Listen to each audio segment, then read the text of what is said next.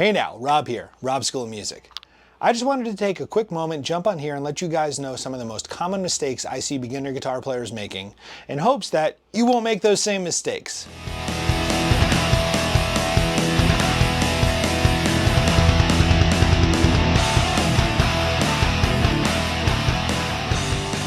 In this video, we're going to discuss some of the beginner guitar player mistakes I see out there all the time in hopes that you guys won't make those same mistakes.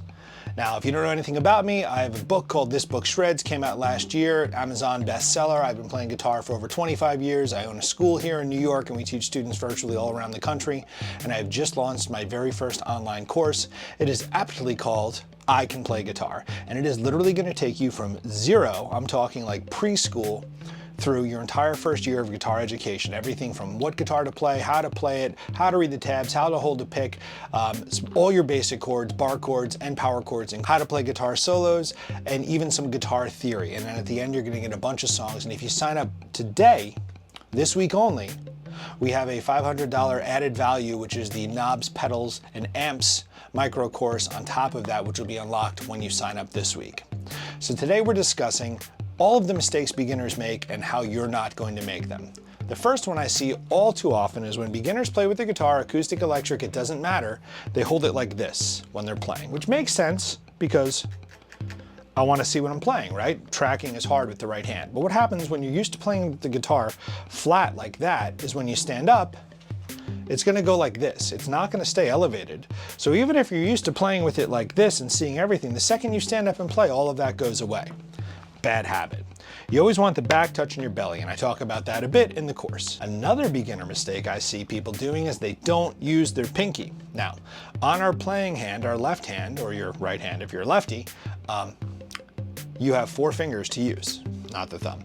1, 2, 3, 4. And in those 4 fingers, you want to make sure you use all of them. So if you're doing a solo, a lead, you want to make sure that you're using that pinky. Even if you can reach it with the ring finger, still use the pinky because it's going to help you along the way to transition to more complicated chords and just have a greater reach on the instrument. You have 4 fingers to use, you want to use all 4. Another bad habit I see is people taking their thumb and sticking it in front of the neck.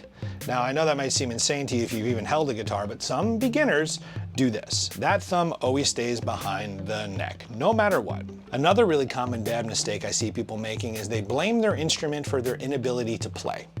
Now, I've been blessed with an entire library of fantastic instruments, but it wasn't always that way. When I started at 5 years old on a Terminator branded guitar from Sears, okay? It had a little amplifier built into it.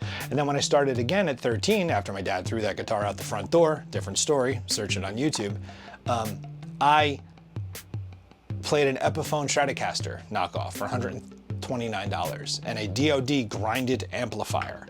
And that's what I started with, and that's what I had for a very long time. The gear doesn't make the player makes the gear. If you were to take a Hello Kitty guitar and put it into a battery-powered amplifier and give it to Eddie Van Halen, he's still gonna sound like Eddie Van Halen. So I say it again and I say it clearly. The gear doesn't make the player makes the gear. Another common beginner mistake I see is people don't play in groups. You can sit there and play on the internet all day long. That's great, it's awesome. It's a tremendous tool for documenting what you've been doing. And you should be documenting yourself, but you also want to show people what you're doing. The world isn't out to get you, it's out to help you. And when you show people what you've been doing, it's going to give you a sense of accomplishment and make you feel proud of what you're doing and want to do more. That doesn't mean you need to start a band and go tour all around town. But it does mean that when you show people what you're doing, that feedback is going to give you motivation to keep going. And at the end of the day, you gotta keep going. And that's the last tip I'm gonna give you in this little video here is, it is not a sprint. This is a long form journey. Every day I touch this instrument and I get to teach someone something, I learn something new. Every time that we play, we learn. And it's playing, right? Playing, it's supposed to be fun. Have fun with the instrument. Don't be frustrated. If someone is getting something quicker than you, that doesn't mean that they're better than you. Maybe they've practiced more than you, or maybe they just have, it makes more sense to them. Everyone plateaus, no matter what, no matter how good you are, you're gonna find that thing that's gonna make you go, ooh, I don't know. Be it bar chords, or soloing, or playing and standing up, or singing and playing, or whatever it is. But you have to keep going. Failure is part of success, I promise you. The only true failure is when you stop. Never stop, keep going. I hope these tips help you. Grab the course. I can play guitar. I can play guitar, you can play guitar, we all can play guitar, and we're gonna do it together. See you in the next video.